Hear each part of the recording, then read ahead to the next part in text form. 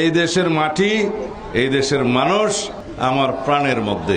যত যা কিছু উন্নয়ন আছে ইনশাআল্লাহ ভরপুর উন্নয়ন হবে। আপনাদের ভালোবাসায় সারা জীবন আবদ্ধ ছিলাম, সারা জীবন থাকতে চাই।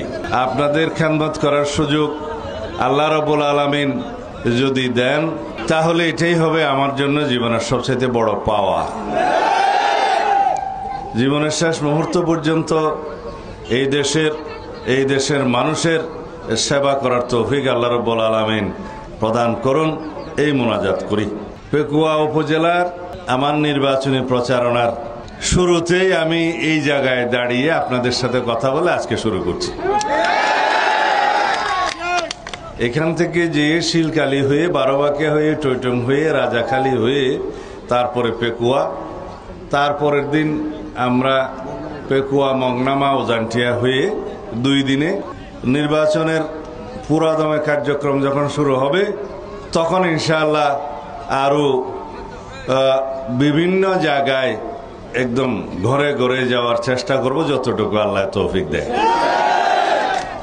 তার আগে আমার একটা অনুরোধ, আপনারা সবাইকে আমাদের পক্ষ থেকে, দানের শীষের পক্ষ থেকে, দেশনেত্রী বেগম খালেদা জিয়ার পক্ষ থেকে, আমাদের নেতা জনাব তারেক রহমানের পক্ষ থেকে একটি সালাম পৌঁছে দিবেন ঘরে ঘরে।